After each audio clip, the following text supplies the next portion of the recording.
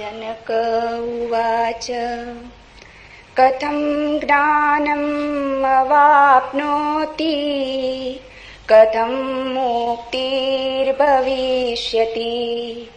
वैराग्यं च कथं प्राप्तम् एतद् ब्रूहि मम प्रभो। अष्टवक्र उवाच मुक्तिमीच्छसि चेतात विषयान् विषवात्यज क्षमार्जवदया तोष सत्यं पीयूषार्कज। न पृथ्वी न जलं न अग्निः वायुद्यो न वा भवान् येषां साक्षिणम् आत्मानं चिद्रूपं विद्धि मुक्ते। यदि देहं पृथक्कृत्य चित्ति विश्राम्यतिष्ठसि अधुनैव सुखी शान्तो बन्धमुक्तो भविष्यसि। न त्वं विप्रादिको वर्णो नाश्रमी नाक्षगोचर असङ्गोऽसि निराकारो विश्वसाक्षी सुखी भव। धर्माधर्मौ सुखं दुःखं मानसानि न ते विभो न कर्तासि न भोक्तासि मुक्त एवासि सर्वदा।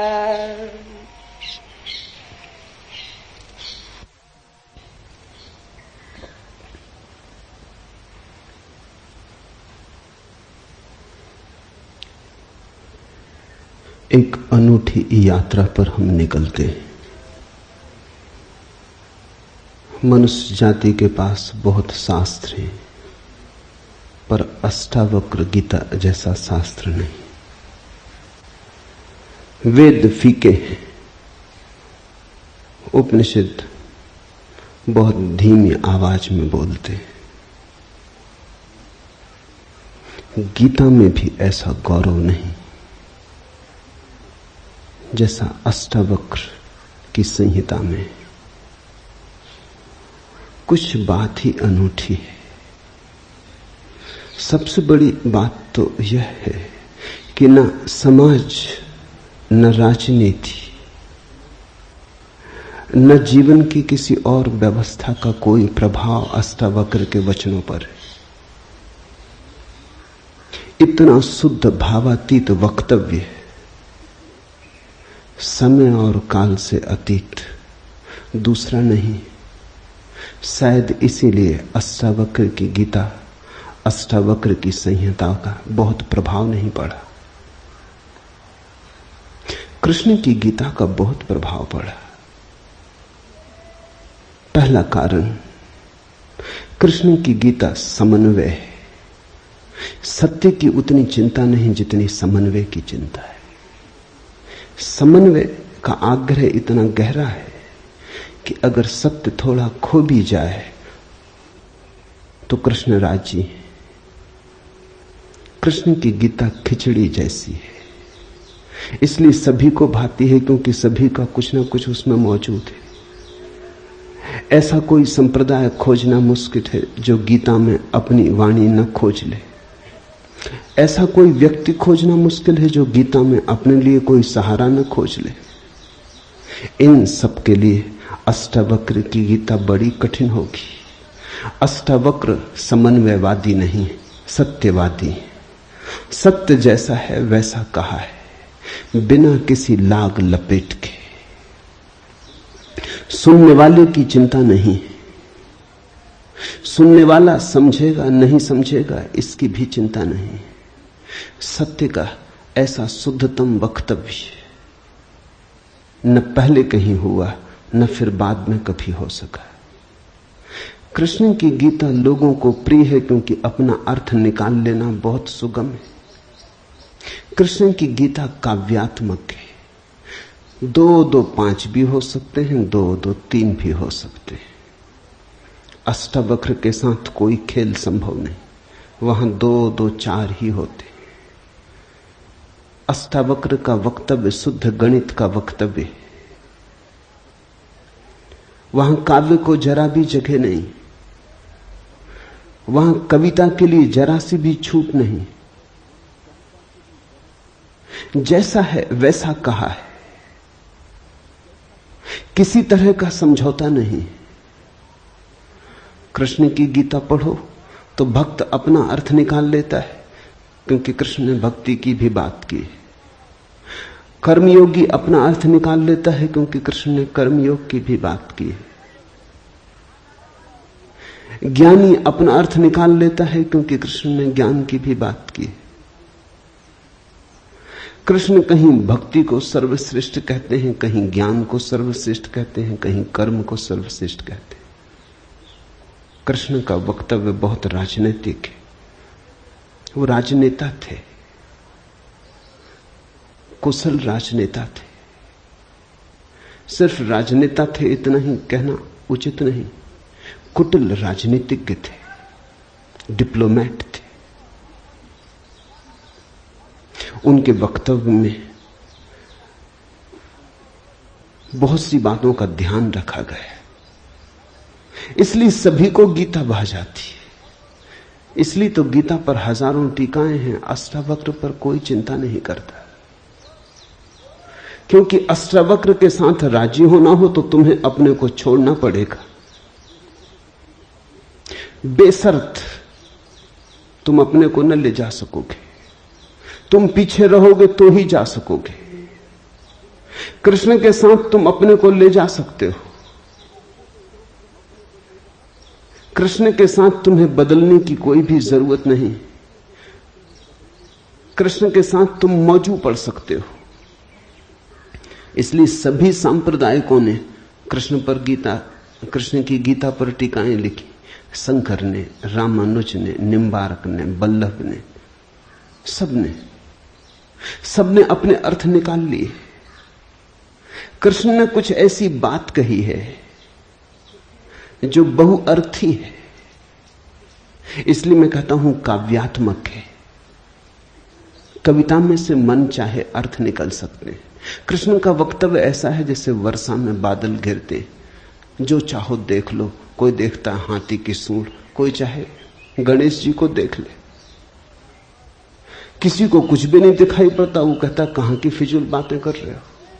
बादल है, धुआं, इसमें कैसी आकृतियां देख रहे हो। पश्चिम में वैज्ञानिक मन के परीक्षण के लिए स्याही के धब्बे ब्लॉटिंग पेपर पर डाल देते हैं और व्यक्ति को कहते हैं देखो इसमें क्या दिखाई पड़ता है। व्यक्ति गौर से देखता है, उसे कुछ ना कुछ दिखाई पड़ता है। वहां कुछ भी नहीं, सिर्फ ब्लॉटिंग पेपर पर स्याही के धब्बे बेतरतीब फेंके गए, सोच विचार के भी फेंके नहीं गए हैं, ऐसे ही बोतल उड़ेल दी है। लेकिन देखने वाला कुछ ना कुछ खोज लेता है। जो देखने वाला खोजता है वो उसके मन में वो आरोपित कर लेता। तुमने भी देखा होगा, दीवार पर वर्षा का पानी पड़ता है, लकीरें खिंच जाती, कभी आदमी की शक्ल दिखाई पड़ती, कभी घोड़े की शक्ल दिखाई पड़ती। तुम जो देखना चाहते हो आरोपित कर लेते हो। रात के अंधेरे में कपड़ा टंगा है, भूत प्रेत दिखाई पड़ जाते। कृष्ण की गीता ऐसी ही है, जो तुम्हारे मन में है दिखाई पड़ जाएगा। तो शंकर ज्ञान देख लेते हैं, रामानुज भक्ति देख लेते हैं, तिलक कर्म देख लेते हैं, और सब अपने घर प्रसन्नचित्त लौट आते कि ठीक कृष्ण वही कहते हैं जो हमारी मान्यता है। इमर्सन ने लिखा है कि एक बार एक पड़ोसी प्लेटो की किताबें उनसे मांग के ले गया। अब प्लेटो 2000 साल पहले हुआ और दुनिया के थोड़े से अनूठे विचारकों में से एक। कुछ दिनों बाद इमर्सन ने कहा किताबें पढ़नी हो तो वापस करने। वो पड़ोसी लौटा गया। इमर्सन ने पूछा कैसी लगी। उस आदमी ने कहा कि ठीक, इस आदमी प्लेटो के विचार मुझसे मिलते जुलते। कई दफे तो मुझे ऐसा लगा कि इस आदमी को मेरे विचारों का पता कैसे चल गया। प्लेटो 2000 साल पहले हुआ है। इसको शक हो रहा है कि इसने कहीं मेरे विचार तो नहीं चुरा लिए। कृष्ण में ऐसा शक बहुत बार होता है, इसलिए कृष्ण पर सदियां बीत गईं, टीकाएं चलती जाती, हर सदी अपना अर्थ खोज लेती है, हर व्यक्ति अपना अर्थ खोज लेता है। कृष्ण की गीता स्याही के धब्बों जैसी एक कुशल राजनीतिज्ञ का वक्तव्य है। अष्टावक्र की गीता में तुम कोई अर्थ ना खोज पाओगे। तुम अपने को छोड़ के चलोगे तो ही अष्टावक्र की गीता स्पष्ट होगी। अष्टावक्र का सुस्पष्ट संदेश है, उसमें जरा भी तुम अपनी व्याख्या ना डाल सकोगे, इसलिए लोगों ने टीकाएं नहीं लिखी। टीका लिखने की जगह नहीं है, तोड़ने मड़ोड़ने का उपाय नहीं है, तुम्हारे मन के लिए सुविधा नहीं है कि तुम कुछ डाल दो। अष्टावक्र ने इस तरह से वक्तव्य दिया है कि सदियां बीत गई, उस वक्तव्य में कोई कुछ जोड़ नहीं पाया, घटा नहीं पाया। बहुत कठिन है ऐसा वक्तव्य देना, शब्द के साथ ऐसी कुशलता बड़ी कठिन है। इसलिए मैं कहता हूं एक अनूठी यात्रा तुम शुरू कर रहे हो। अष्टावक्र में राजनीतिज्ञों की कोई उत्सुकता नहीं, न तिलक की, न अरविंद की, न गांधी की, न विनोबा की, किसी की कोई उत्सुकता नहीं, क्योंकि तुम अपना खेल न खेल पाओगे। तिलक को उकसाना है देशभक्ति, उठाना है कर्म का ज्वार। कृष्ण की गीता सहयोगी बन जाती। कृष्ण हर किसी को कंधा देने को तैयार है। कोई भी चला लो गोली उनके कंधे पर रख के, वो राजी। कंधा उनका, पीछे छिपने की तुम्हें सुविधा है, और उनके पीछे से गोली चलाओ तो गोली भी बहुमूल्य मालूम पड़ती। अष्टावक्र किसी को कंधे पे हाथ भी नहीं रखने देते। इसलिए गांधी की कोई उत्सुकता नहीं, तिलक की कोई उत्सुकता नहीं, अरविंद विनोबा को कुछ लेना देना नहीं, क्योंकि तुम कुछ थोप ना सकोगे। राजनीति की सुविधा नहीं है। अष्टावक्र राजनीतिक पुरुष नहीं, ये पहली बात ख्याल में रख लेनी जरूरी है।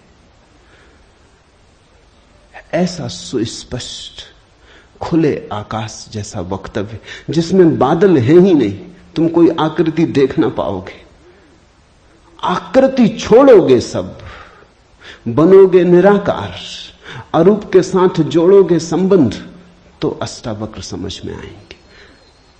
अष्टावक्र समझना चाहो तो ध्यान की गहराई में उतरना होगा, कोई व्याख्या से काम होने वाला नहीं। और ध्यान के लिए भी अष्टावक्र नहीं कहते कि तुम बैठ के राम राम जपो। अष्टावक्र कहते हैं तुम कुछ भी करो वो ध्यान ना होगा। करता जहां है वहां ध्यान कैसा? जब तक करना है तब तक भ्रांति है, जब तक करने वाला मौजूद है तब तक अहंकार मौजूद है। अष्टावक्र कहते हैं साक्षी हो जाना है ध्यान। जहां कर्ता छूट जाता तुम सिर्फ देखने वाले रह जाते। दृष्टा मात्र, दृष्टा मात्र हो जाने में ही दर्शन है, दृष्टा मात्र हो जाने में ही ध्यान है, दृष्टा मात्र हो जाने में ही ज्ञान है। इसके पहले कि हम सूत्र में उतरे, अष्टावक्र के संबंध में कुछ बातें समझ लेनी जरूरी है। ज्यादा पता नहीं, क्योंकि न तो वे सामाजिक पुरुष थे न राजनीतिक, तो इतिहास में कोई उल्लेख नहीं है। बस थोड़ी सी घटनाएं ज्ञात हैं, वो भी बड़ी अजीब, भरोसा करने योग्य नहीं, लेकिन समझोगे तो बड़े गहरे अर्थ खुलेंगे। पहली घटना अष्टावक्र पैदा हुए उसके पहले की, पीछे का तो कुछ पता नहीं। गर्भ की घटना, पिता बड़े पंडित, अष्टावक्र मां के गर्भ में पिता रोज वेद का पाठ करते और अष्टावक्र गर्भ में सुनते। एक दिन अचानक गर्भ से आवाज आती कि रुको भी, ये सब बकवास है।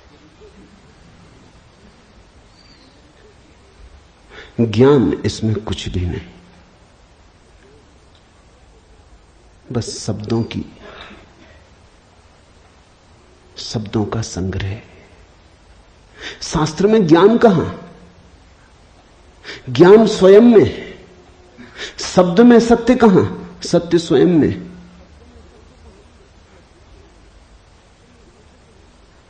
पिता स्वभावतः नाराज हुए। एक तो पिता, फिर पंडित, और गर्भ में छिपा हुआ बेटा इस तरह की बात कहे, अभी पैदा भी नहीं हुआ। क्रोध में आ गए, आग बबूला हो गए। पिता का अहंकार चोट खा गया। फिर पंडित का अहंकार। बड़े पंडित थे, बड़े विवादी थे, शास्त्रार्थी थे। क्रोध में अभिशाप दे दिया कि जब पैदा होगा तो 8 अंगों से टेढ़ा होगा, इसलिए नाम अष्टावक्र। 8 जगह से कुबड़े पैदा हुए, 8 जगह से ऊंट की भांति इर्छे तिरछे। पिता ने क्रोध में शरीर को विक्षत कर दिया। ऐसी और भी कथाएं हैं। कहते हैं बुद्ध जब पैदा हुए तो खड़े खड़े पैदा हुए। मां खड़ी थी वृक्ष के तले, खड़े खड़े मां खड़ी थी, खड़े खड़े पैदा हुए। जमीन पर गिरे नहीं कि चले, 7 कदम चले। 8वें कदम पर रुककर 4 आर्य सत्यों की घोषणा की कि जीवन दुख है। अभी 7 कदम ही चले हैं पृथ्वी पर कि जीवन दुख है, कि दुख से मुक्त होने की संभावना है, कि दुख मुक्ति का उपाय है, कि दुख मुक्ति की अवस्था है, निर्वाण की अवस्था है। लाओत्सु के संबंध में कथा है कि लाओत्सु बूढ़े पैदा हुए, 80 वर्ष के पैदा हुए, 80 वर्ष तक गर्भ में ही रहे। कुछ करने की चाह ही न थी तो गर्भ से निकलने की चाह भी न हुई।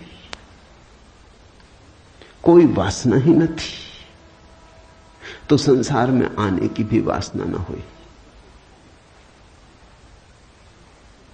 जब पैदा हुए तो सफेद बाल थे, 80 वर्ष के बूढ़े थे।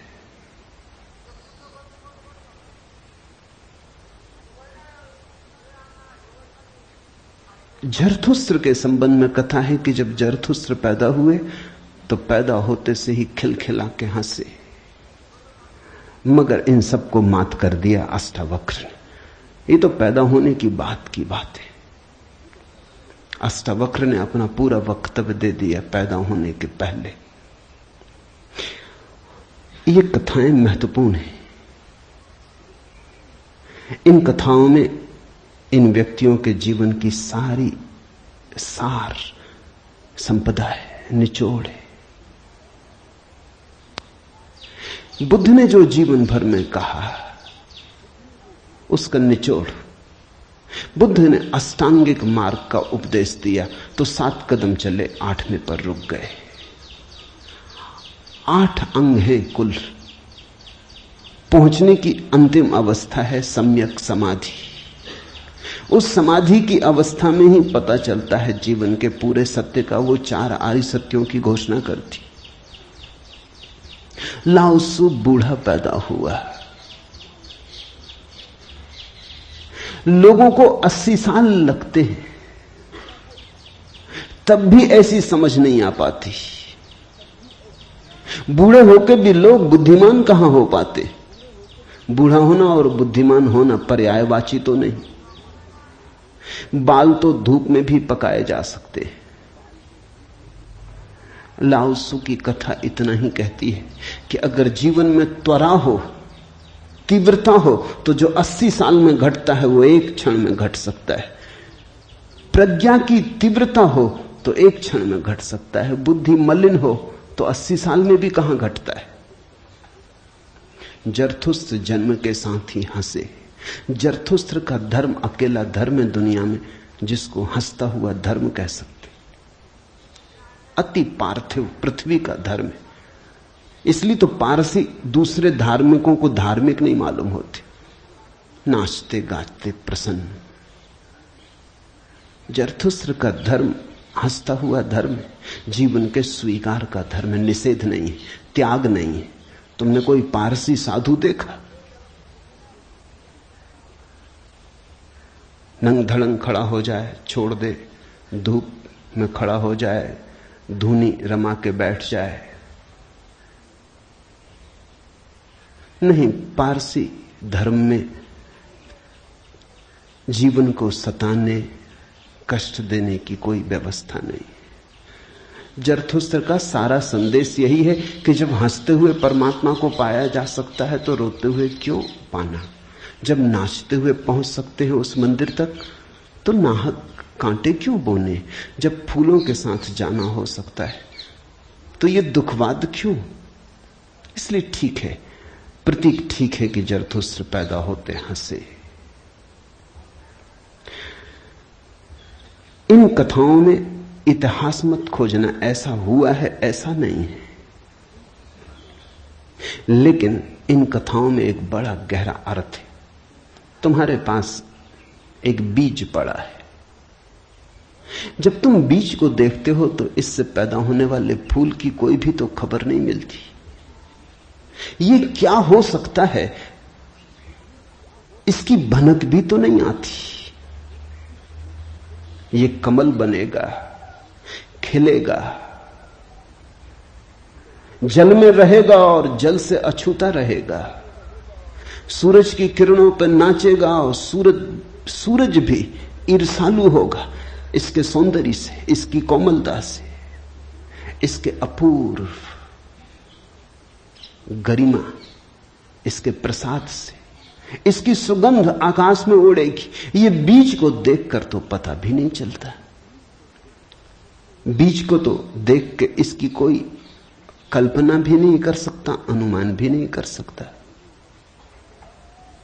लेकिन एक दिन ये घटता है तो दो तरह से हम सोच सकते हैं। या तो हम बीज को पकड़ लें जोर से और हम कहें जो बीज में दिखाई नहीं पड़ा वो कमल में भी घट नहीं सकता। ये भ्रम है, ये धोखा है, ये झूठ है।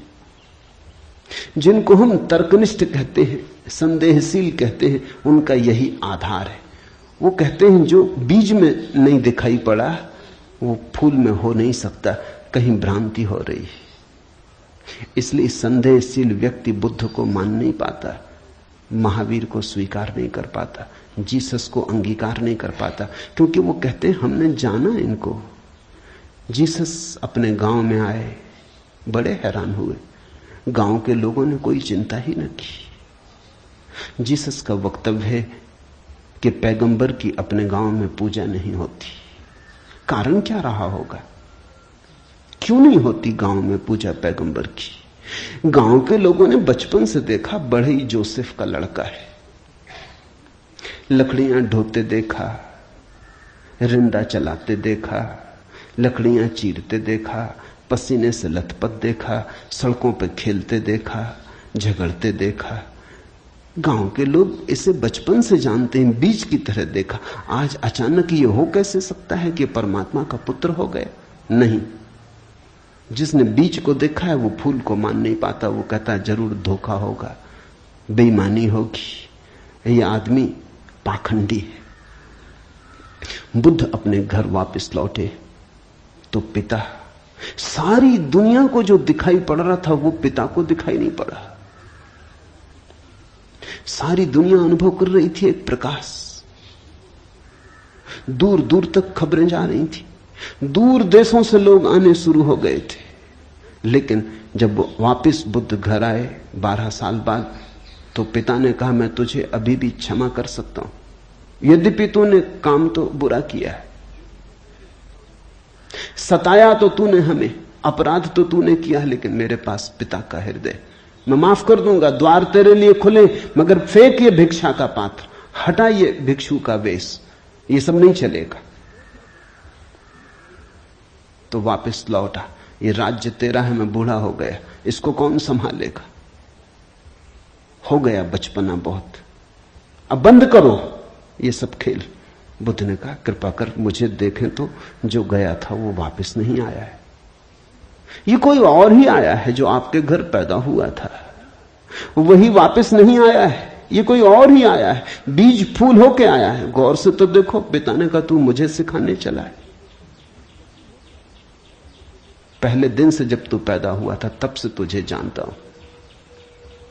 किसी और को धोखा देना, किसी और को समझा लेना, भ्रम में डाल देना, मुझे तू भ्रम में न डाल पाएगा। मैं फिर कहता हूं, मैं तुझे भली भांति जानता हूं, मुझे कुछ सिखाने को चेष्टा मत कर, क्षमा करने को मैं राजी हूं। बुद्ध ने कहा, आप और मुझे जानते हैं, मैं तो स्वयं को भी नहीं जानता था, अभी अभी किरणें उतरी हैं और स्वयं को जानो। क्षमा करे, लेकिन यह मुझे कहना ही पड़ेगा कि जिसको आपने देखा वो मैं नहीं हूं, और जहां तक आपने देखा वो मैं नहीं हूं। बाहर बाहर आपने देखा, भीतर आपने कहां देखा? मैं आपसे पैदा हुआ हूं, लेकिन आपने मुझे निर्मित नहीं किया। मैं आपसे आया हूं जैसे एक रास्ते से कोई राहगीर आता है, लेकिन रास्ता और राहगीर का क्या लेना देना? कल रास्ता कहने लगे कि मैं तुझे पहचानता हूं, तू मेरे ही से तो होकर आया, ऐसे ही आप कह रहे हैं, आपके पहले भी मैं था, जन्मों जन्मों से मेरी यात्रा चल रही, आपसे गुजरा जरूर, ऐसा मैं औरों से भी गुजरा हूं, और भी मेरे पिता थे, और भी मेरी माताएं थी, लेकिन मेरा होना बड़ा अलग थलग है, कठिन है, बहुत अति कठिन है। अगर बीज देखा तो फूल पे भरोसा नहीं आता। एक तो ढंग है अश्रद्धालु का, तर्कवादी का, संदेहशील का, कि वो कहता है बीज को हम पहचानते हैं तो फूल हो नहीं सकता, हम कीचड़ को जानते हैं, उस कीचड़ से कमल हो कैसे सकता है? सब गलत, सपना होगा, भ्रांति होगी, किसी मोहजाल में पड़ गए होगे, किसी ने धोखा दे दिया, कोई जादू, कोई तिलिस्म। एक तो ये रास्ता है, एक रास्ता है श्रद्धालु का, प्रेमी का, भक्त का, सहानुभूति से भरे हृदय का। वो फूल को देखता है और फूल से पीछे की तरफ यात्रा करता है। वो कहता है जब फूल में ऐसा सुगंध हुई, जब फूल में ऐसी विभा प्रकट हुई, जब फूल में ऐसी प्रतिभा, जब फूल में ऐसा कुंवारापन दिखा, तो जरूर बीज में भी रहा होगा, क्योंकि जो फूल में हुआ है वो बीज में न हो तो हो ही नहीं सकता। ये सारी कथाएं घटी हैं, ऐसा नहीं। जिन्होंने अष्टावक्र के फूल को देखा, उनको यह ख्याल में आया कि जो आज हुआ है वो कल भी रहा होगा, छिपा था, अवगुंठित था, पर्दे में पड़ा था। जो आज है, अंत में है, वो प्रथम भी रहा होगा। जो मृत्यु के क्षण में दिखाई पड़ रहा है, वो जन्म के क्षण में भी मौजूद रहा होगा, अन्यथा पैदा कैसे होता? तो एक तो ढंग है फूल से पीछे की तरफ देखना, और एक है बीज से आगे की तरफ देखना। गौर से देखो तो दोनों में सारसूत्र एक ही है, दोनों की आधार भित्ति एक ही है, लेकिन कितना जमीन आसमान का अंतर हो जाता है। जो बीज वाला है वो भी ये कह रहा है कि जो बीज में नहीं है वो फूल में कैसे हो सकता है, ये उसका तर्क है। फूल वाला भी यही कह रहा है, वो कह रहा है जो फूल में है वो बीज में भी होना ही चाहिए। दोनों का तर्क तो एक है, लेकिन दोनों के देखने के ढंग अलग है। बड़ी अड़चन। मुझसे कोई पूछता था कि आपके साथ बचपन में बहुत लोग पढ़े होंगे, स्कूल में, कॉलेज में, वे दिखाई नहीं पड़ते, वे कैसे दिखाई पड़ सकते? उनको बड़ी अड़चन है, वो भरोसा नहीं कर सकते, अति कठिन है उन्हें। कल ही मेरे पास रायपुर से किसी ने एक अखबार भेजा, श्री हरशंकर परसाई ने एक लेख मेरे खिलाफ लिखा है। वो मुझे जानते हैं, कॉलेज के दिनों से जानते हैं, हिंदी के मूर्धन्य व्यंग लेखक के। मेरे मन में उनकी कृतियों का आदर है। लेख में उन्होंने लिखा है कि जबलपुर की हवा में कुछ खराबी है, यहां धोखेबाज और धूर्ती पैदा होते, जैसे रजनीश, महेश योगी, मुंदड़ा, 3 नाम उन्होंने गिनाए। धन्यवाद उनका, कम से कम मेरा नाम नंबर 1 तो गिनाया। इतनी याद तो रखी, एकदम बिसार नहीं दिया, बिल्कुल भूल गए हो ऐसा नहीं।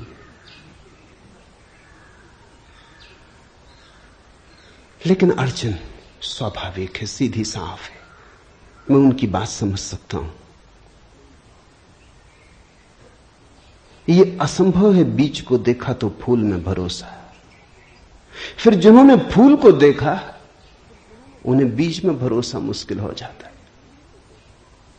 तो सभी महापुरुषों की जीवन कथाएं 2 ढंग से लिखी जाती हैं। जो उनके विपरीत हैं वो बचपन से यात्रा शुरू करते हैं, जो उनके पक्ष में है वो अंत से यात्रा शुरू करते हैं और बचपन की तरफ जाते हैं। दोनों एक अर्थ में सही है, लेकिन जो बचपन से यात्रा करके अंत की तरफ जाते हैं वो वंचित रह जाते हैं। उनका सही होना उनके लिए आत्मघाती है। जो अंत से यात्रा करते हैं वो पीछे की तरफ जाते हैं, वो धन्यभागी हैं, क्योंकि बहुत कुछ उन्हें अनायास मिल जाता है जो कि पहले तर्कवादियों को नहीं मिल पाता। अब न केवल मैं गलत मालूम होता हूं, मेरे कारण जबलपुर तक की हवा उनको गलत मालूम होती। कुछ भूल हवा पानी में होनी चाहिए। यदि मैं उनको कहना चाहूंगा जबलपुर को कोई हक नहीं है मेरे संबंध में हवा पानी को अच्छा या खराब तय करने का। जबलपुर से मेरा कोई बहुत नाता नहीं है, थोड़े दिन वहां था, महेश योगी भी थोड़े दिन वहां थे, उनका भी कोई नाता नहीं। हम दोनों का नाता किसी और जगह से है। उस जगह के लोग इतने सोए हैं कि उन्हें अभी खबर ही नहीं है। महेश योगी और मेरा जन्म पास ही पास हुआ, दोनों गाडरवाड़ा के आसपास पैदा हुए। उनका जन्म चिचली में हुआ, मेरा जन्म कुचवाड़े में हुआ। अगर हवा पानी खराब है तो वहां का होगा। इसका दुख गाडरवाड़ा को होना चाहिए, कभी होगा, या सुख। जबलपुर को इसमें बीच में आना नहीं चाहिए। लेकिन मन कैसे तर्क रचता है। अब जो अष्टावक्र की कथा को देखेगा वो सुनते से ही कह देगा गलत, असंभव। ये तो कथा जिन्होंने लिखी है उनको भी पता है कि कहीं कोई गर्व से बोलता है। वो तो केवल इतना कह रहे हैं कि जो आखिर में प्रकट हुआ वो गर्भ में मौजूद रहा होगा। जो वाणी आखिर में खिली वो किसी न किसी गहरे तल पर गर्भ में भी मौजूद रही होगी, अन्यथा खिलती कहां से, आती कहां से? सुनने से थोड़ी कुछ आता है, हर चीज के पीछे कारण है। नहीं देख पाए हो हम, लेकिन था तो मौजूद। ये सारी कथाएं इसी का सूचक देती हैं। अष्टावक्र के संबंध में दूसरी बात जो ज्ञात है वो है जब वे 12 वर्ष के थे। बस 2 ही बातें ज्ञात हैं। तीसरी उनकी अष्टावक्र गीता है, या कुछ लोग कहते हैं अष्टावक्र संहिता।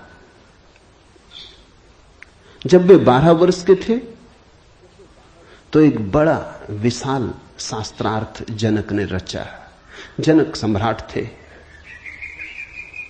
और उन्होंने सारे देश के पंडितों को निमंत्रण दिया और उन्होंने 1000 गायें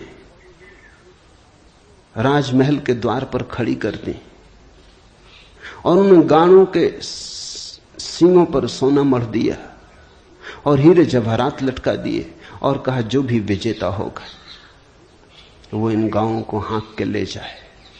बड़ा विवाद हुआ। अष्टावक्र के पिता भी उस विवाद में गए। खबर आई सांझ होते होते कि पिता हार रहे हैं। सबसे तो जीत चुके थे, वंदिन नाम के एक पंडित से हारे जा रहे हैं। ये खबर सुन के अष्टावक्र भी राजमहल पहुंच गया। सभा सजी थी। विवाद अपनी आखिरी चरम अवस्था में था। निर्णायक घड़ी करीब आती थी। पिता के हारने की स्थिति बिल्कुल पूरी तय हो चुकी थी। अब हारे तब हारे की अवस्था थी। अष्टावक्र दरबार में भीतर चला गया। पंडितों ने उसे देखा। महापंडित इकट्ठे थे। उसका 8 अंगों से टेढ़ा मेढ़ा शरीर, वो चलता तो भी देख के लोगों को हंसी आती। उसका चलना भी बड़ा हास्यास्पद था। सारी सभा हंसने लगी। अष्टावक्र भी खिल के हंसा। जनक ने पूछा, और सब हंसते हैं वो तो मैं समझ गया क्यों हंसते, लेकिन बेटे तू क्यों हंसा? अष्टावक्र ने कहा, मैं इसलिए हंस रहा हूं कि इन चम्हारों की सभा में सत्य का निर्णय हो रहा है। बड़ा आदमी अनूठा रहा होगा। ये चम्हार यहां क्या कर रहे हैं? सन्नाटा छा गया। चम्हार? सम्राट ने पूछा, तेरा मतलब? उसने कहा, सीधी सी बात है, इनको चमड़ी ही दिखाई पड़ती है, मैं नहीं दिखाई पड़ता। मुझसे सीधा साधा आदमी खोजना मुश्किल है, वो तो इनको दिखाई ही नहीं पड़ता। इनको आड़ा टेढ़ा शरीर दिखाई पड़ता है। ये चम्हार है, ये चमड़ी के पारखी। राजन, मंदिर के टेढ़े होने से कहीं आकाश टेढ़ा होता है?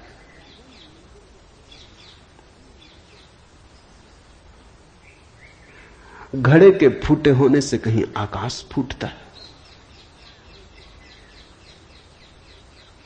आकाश तो निर्विकार है। मेरा शरीर टेढ़ा मेढ़ा है, लेकिन मैं तो नहीं। ये जो भीतर बसा है इसकी तरफ तो देखो।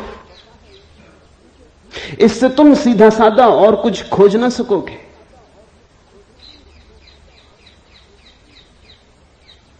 ये बड़ी चौंकाने वाली घोषणा थी। सन्नाटा छा गया होगा। जनक प्रभावित हुआ, झटका खाया। निश्चित ही कहां चम्हारों की भीड़ इकट्ठी करके बैठा है। खुद पे भी पश्चाताप हुआ, अपराध लगा कि मैं भी हंसा। उस दिन तो कुछ न कहते बना, लेकिन दूसरे दिन सुबह जब सम्राट घूमने निकला था तो राह पर अष्टावक्र दिखाई पड़ा। उतरा, घोड़े से पैरों में गिर पड़ा। सबके सामने तो हिम्मत न जुटा पाया। एक दिन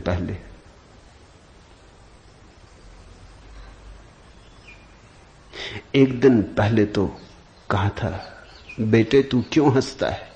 12 साल का लड़का था। उम्र तौली थी, आज उम्र नहीं तौली। आज घोड़े से उतर गया, पैर पर गिर पड़ा, साष्टांग दंडवत,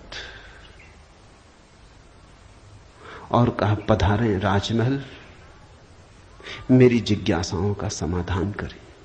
हे प्रभु, आए मेरे घर। बात मेरी समझ में आ गई। रात भर मैं सो ना सका।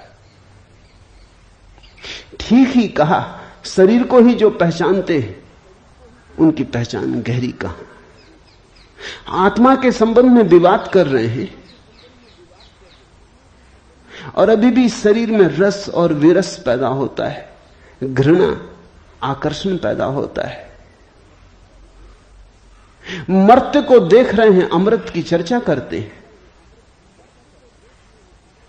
धन्य भाग मेरे कि आप आए और मुझे चौंकाया, मेरी नींद तोड़ दी। अब पधारो। राजमहल में उसने बड़ी सजावट कर रखी थी। स्वर्ण सिंहासन पर बिठाया था इस 12 साल के अष्टावक्र को और उससे जिज्ञासा की, पहला सूत्र जनक की जिज्ञासा है। जनक ने पूछा है, अष्टावक्र ने समझाया है। इससे ज्यादा अष्टावक्र के संबंध में और कुछ पता नहीं है, और कुछ पता होने की जरूरत भी नहीं। काफी है, इतना बहुत है। हीरे बहुत होते भी नहीं, कंकड़ पत्थर ही बहुत होते।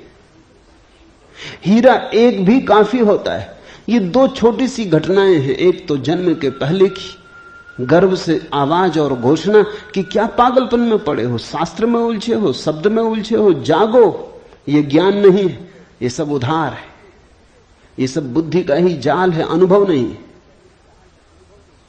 इसमें रंच मात्र भी सार नहीं है। कब तक अपने को भरमाए रखोगे? और दूसरी घटना, राजमहल में हंसना पंडितों का और कहना अष्टावक्र का कि जीवन में देखने की दो दृष्टियां हैं, एक आत्मदृष्टि, एक चर्म दृष्टि। चम्हार चमड़ी को देखता है, प्रज्ञावान आत्मा को देखता है। तुमने गौर किया? चम्हार तुम्हारे चेहरे की तरफ देखते नहीं, वो जूते को ही देखता।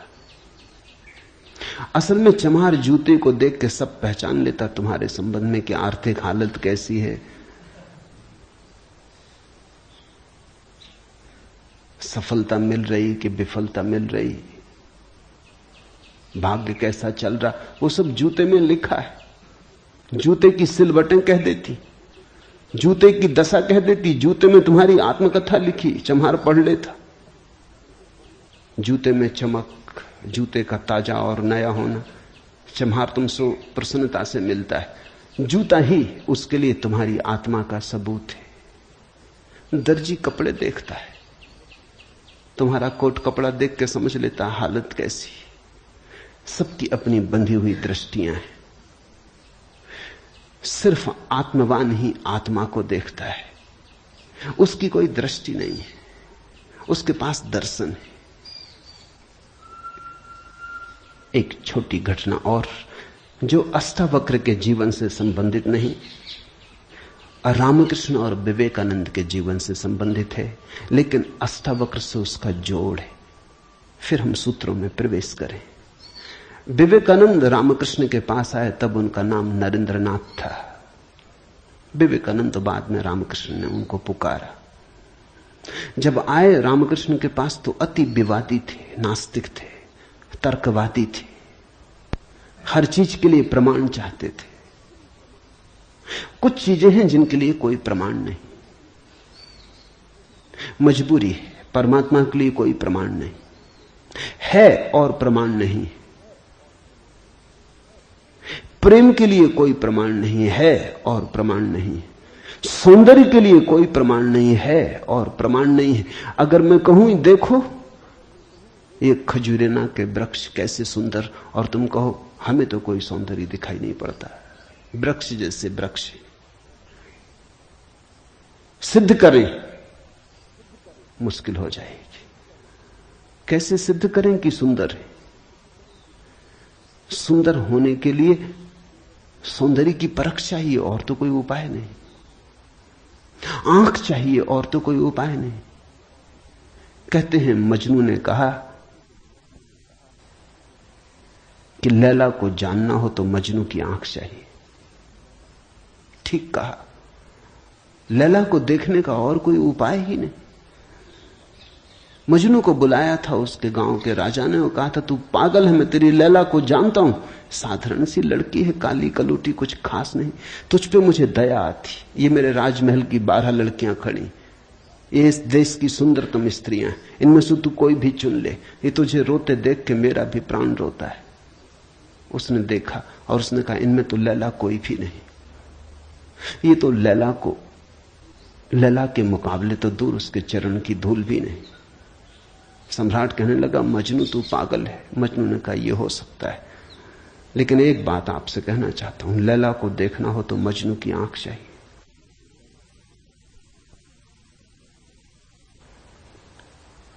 कहा मजनू ने। अगर वृक्षों के सौंदर्य को देखना हो तो कला की आंख चाहिए और कोई प्रमाण नहीं। अगर किसी के प्रेम को पहचानना हो तो प्रेमी का हृदय चाहिए और कोई प्रमाण नहीं।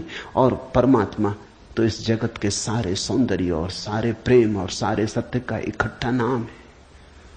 उसके लिए तो ऐसा निर्विकार चित्त चाहिए, ऐसा साक्षी भाव चाहिए जहां कोई शब्द न रह जाए, कोई विचार न रह जाए, कोई तरंग न उठे, वहां कोई धूल न रह जाए। मन की और चित्त का दर्पण परिपूर्ण शुद्ध हो। प्रमाण कहां? रामकृष्ण से विवेकानंद ने कहा प्रमाण चाहिए। है परमात्मा तो प्रमाण थे। और विवेकानंद को देखा रामकृष्ण ने। बड़ी थी संभावना इस युवक की, बड़ी थी यात्रा इसके भविष्य की, बहुत कुछ होने को पड़ा था इसके भीतर, बड़ा खजाना था, उससे ये अपरिचित है। रामकृष्ण ने देखा, इस युवक के पिछले जन्मों में झांका। ये बड़ी संपदा, बड़े पुण्य की संपदा लेकर आ रहा है। ये ऐसे ही तर्क में दबा न रह जाए। कराह उठा होगा पीड़ा और करुणा से रामकृष्ण का हृदय। उन्होंने कहा छोड़, प्रमाण वगैरह बाद में सोच लेंगे। मैं जरा बूढ़ा हुआ, मुझे पढ़ने में अड़चन होती, तू अभी जवान, तेरी आंख अभी तेज, ये किताब पढ़ी, इसे तू पढ़। वो थी अष्टावक्र गीता, जरा मुझे सुनाते। कहते हैं विवेकानंद को इसमें तो कुछ अड़चन न मालूम पड़ी। यह आदमी कुछ ऐसी तो कोई खास बात नहीं मांग रहा है। 2-4 सूत्र पढ़े और एक घबराहट और रोआ रोआ कपने लगा। और विवेकानंद ने कहा मुझसे नहीं पढ़ा जाता। रामकृष्ण ने कहा पढ़ भी, इसमें हर्ज क्या है, तेरा क्या बिगाड़ लेगी ये किताब, तू जवान है अभी, तेरी आंख अभी ताजी, और मैं बूढ़ा हुआ, मुझे पढ़ने में दिक्कत होती, और ये किताब मुझे पढ़नी तो तू पढ़ के सुना दे। कहते हैं उस किताब को सुनाते सुनाते ही विवेकानंद डूब गए। रामकृष्ण ने देखा इस व्यक्ति के भीतर बड़ी संभावना है, बड़ी शुद्ध संभावना है, जैसी एक बोधिसत्व की होती, जो कभी न कभी बुद्ध होना जिसका निर्णीत है। आज नहीं कल भटके कितना ही, बुद्धत्व जिसके पास चला आ रहा है। क्यों अष्टावक्र की गीता रामकृष्ण ने कही कि तू पढ़ के मुझे सुना दे? क्योंकि इससे ज्यादा शुद्धतम वक्तव्य और कोई नहीं। ये शब्द भी अगर तुम्हारे भीतर पहुंच जाएं तो तुम्हारी सोई हुई आत्मा को जगाने लगेंगे। ये शब्द तुम्हें तरंगायित करेंगे, ये शब्द तुम्हें आह्लादित करेंगे, ये शब्द तुम्हें झकझोरेंगे। इन शब्दों के साथ क्रांति घटित हो सकती। अष्टावक्र की गीता को मैंने यूं ही नहीं चुना है और जल्दी नहीं चुना, बहुत देर करके चुना है, सोच विचार के। दिन थे जब मैं कृष्ण की गीता पर बोला, क्योंकि भीड़ भाड़ मेरे पास थी। भीड़ भाड़ के लिए अष्टावक्र गीता का कोई अर्थ न था। बड़ी चेष्टा करके भीड़ भाड़ से छुटकारा पाया है।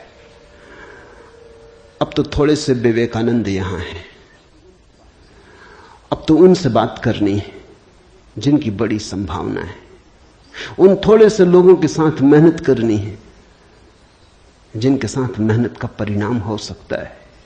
अब हीरे तराशने, कंकड़ पत्थरों पर यह छेनी खराब नहीं करनी, इसलिए चुनी है अष्टावक्र की गीता।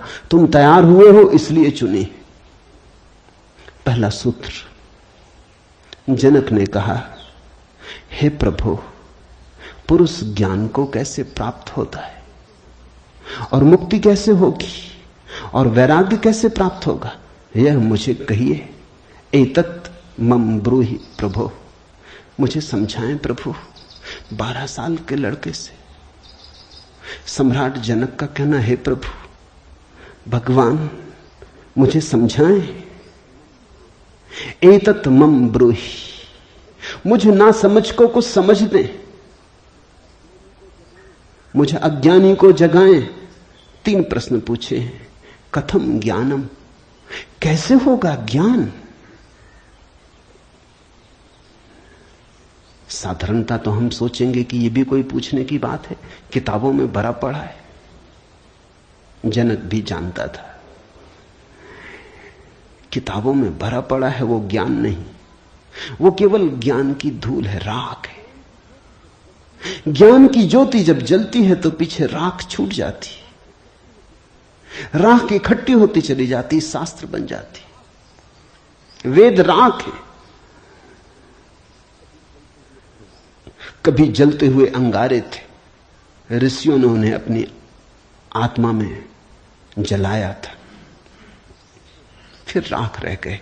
फिर राख संयोजित की जाती, संग्रहित की जाती, सुव्यवस्थित की जाती। जैसे जब आदमी मर जाता है तो हम उसकी राख इकट्ठी कर लेते हैं, उसको फूल कहते हैं। बड़े मजेदार लोग हैं जिंदगी में जिसको फूल नहीं कहा। उसकी हड्डी वड्डियां इकट्ठी कर लाते हैं, कहते फूल संजोला है, फिर संभाल कर रखते, मंजूसा बनाते। जिसको जिंदगी में कभी फूल का आदर नहीं दिया, जिसको जिंदगी में कभी फूल की तरह देखा नहीं, जब मर जाता है आदमी पागल है, तब उसकी हड्डी को, राख को फूल कहते। ऐसे ही जब कोई बुद्ध जीवित होता है तब तुम सुनते नहीं। जब कोई महावीर तुम्हारे बीच से गुजरता है तब तुम नाराज होते हो। लगता है यह आदमी तुम्हारे सपने तोड़ रहा है या तुम्हारी नींद में दखल डाल रहा है। ये कोई जगाने का वक्त है? अभी अभी तो सपना आना शुरू हुआ था, अभी अभी तो जरा जीतना शुरू किया था जिंदगी में, अभी अभी तो दांव ठीक लगने लगे थे, तीर ठीक ठीक जगह पड़ने लगा था, और ये सज्जन आ गए, ये कहते हैं सब आसार है। अभी अभी तो चुनाव जीते थे, पद पे पहुंचने का रास्ता बना था, और ये महापुरुष आ गए, ये कहते हैं ये सब सपना है, इसमें कुछ सार नहीं, मौत आएगी सब छीन लेगी। छोड़ो भी, जब मौत आएगी तब देखेंगे, बीच में तो इस तरह की बातें मत उठाओ। लेकिन जब महावीर मर जाते, बुद्ध मर जाते, तब उनकी राख को हम इकट्ठी कर लेते हैं, फिर हम धम्म पद बनाते, वेद बनाते, फिर हम पूजा के फूल चढ़ाते। जनक भी जानता था कि शास्त्रों में सूचनाएं भरी पड़ी, लेकिन उसने पूछा कथम ज्ञानम, कैसे होगा ज्ञान? क्योंकि कितना ही जान लो ज्ञान तो होता ही नहीं। जानते जाओ, शास्त्र कंठस्थ कर लो, तोते बन जाओ, एक एक सूत्र याद हो जाए, पूरे वेद स्मृति में छप जाएं, फिर भी ज्ञान तो होता नहीं। कथम ज्ञानम, कैसे होता ज्ञान? कथम मुक्ति, मुक्ति कैसे होगी? क्योंकि जिसको तुम ज्ञान कहते हो वो तो बांध लेता उल्टे, मुक्त कहां करता। ज्ञान तो वही है जो मुक्त करे। जीसस ने कहा है सत्य वही है जो मुक्त करे, ज्ञान तो वही है जो मुक्त करे। ये ज्ञान की कसौटी है। पंडित मुक्त तो दिखाई नहीं पड़ता, बंधा दिखाई पड़ता है, मुक्ति की बातें करता है, मुक्त दिखाई नहीं पड़ता है, हजार बंधनों में बंधा हुआ मालूम पड़ता है। तुमने कभी गौर किया, तुम्हारे तथाकथित संत तुमसे भी ज्यादा बंधे हुए मालूम पड़ते। तुम शायद थोड़े बहुत मुक्त भी हो, तुम्हारे संत तुमसे भी ज्यादा बंधे, लकीर के फकीर हैं। न उठ सकते स्वतंत्रता से, न बैठ सकते स्वतंत्रता से, न जी सकते स्वतंत्रता से। कुछ दिनों पहले कुछ जैन साध्वियों की मेरे पास खबर आई कि वो मिलना चाहती, मगर श्रावक आने नहीं देते। ये भी बड़े मजे की बात है। साधु का अर्थ होता है जिसने फिक्र छोड़ी समाज की, जो चल पड़ा अरण्य की यात्रा पर, जिसने कहा अब न तुम्हारे आदर की मुझे जरूरत है, न सम्मान की। लेकिन साधु साध्वी कहते हैं श्रावक आने नहीं देते। वो कहते हैं वहां भूल के मत जाना, वहां गए तो ये दरवाजा बंद। ये कोई साधुता हुई? ये तो परतंत्रता हुई, गुलामी हुई। ये तो बड़ी उल्टी बात हुई। ये तो ऐसा हुआ कि साधु श्रावक को बदले, उसकी जगह श्रावक साधु को बदल रहा है।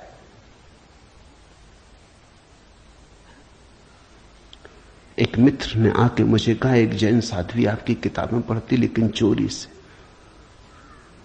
टेप भी सुनना चाहती लेकिन चोरी से। और अगर कभी किसी के सामने आपका नाम भी ले दो तो वो इस तरह हो जाती जैसे उसने कभी आपका नाम सुना ही नहीं। ये मुक्ति हुई। जनक ने पूछा कथम मुक्ति, कैसे होती मुक्ति, क्या है मुक्ति? उस ज्ञान को मुझे समझाएं जो मुक्त कर देता है। स्वतंत्रता मनुष्य की सबसे महत्वपूर्ण आकांक्षा है। सब पालो लेकिन गुलामी अगर रही तो छिदती है। सब मिल जाए, स्वतंत्रता ना मिले तो कुछ भी नहीं मिला। मनुष्य चाहता है खुला आकाश, कोई सीमा ना हो। वो मनुष्य की अंतरतम निगूढ़तम आकांक्षा है, जहां कोई सीमा ना हो, कोई बाधा ना हो। इसी को परमात्मा होने की आकांक्षा कहो, मोक्ष की आकांक्षा कहो। हमने ठीक शब्द चुना है, मोक्ष। दुनिया की किसी भाषा में ऐसा प्यारा शब्द नहीं। स्वर्ग, फिरदौस, इस तरह के शब्द हैं, लेकिन उन शब्दों में मोक्ष की कोई धुन नहीं है। मोक्ष का संगीत ही अनूठा है। उसका अर्थ ही केवल इतना है, ऐसी परम स्वतंत्रता जिस पर कोई बाधा नहीं है। स्वतंत्रता इतनी शुद्ध कि जिस पे कोई सीमा नहीं। पूछा जनक ने कैसे होगी मुक्ति और कैसे होगा वैराग्य? हे प्रभु मुझे समझाकर कहिए। अष्टावक्र ने गौर से देखा होगा जनक की तरफ, क्योंकि गुरु के लिए वही पहला काम है कि जब कोई जिज्ञासा करे तो वो गौर से देखे जिज्ञासा किस स्रोत से आती, पूछने वाले ने क्यों पूछा है। उत्तर तो तभी सार्थक हो सकता है जब प्रश्न क्यों किया गया है वो समझ में आ जाए, वो साफ हो जाए। ध्यान रखना, सद्ज्ञान को उपलब्ध व्यक्ति, सद्गुरु तुम्हारे प्रश्न का उत्तर नहीं देता, तुम्हें उत्तर देता है। तुम क्या पूछते हो इसकी फिक्र कम है, तुमने क्यों पूछा है, तुम्हारे पूछने के पीछे अंतर चेतन में छिपा हुआ जाल क्या है, तुम्हारे प्रश्नों की आड़ में वस्तुतः कौन सी आकांक्षा छिपी है।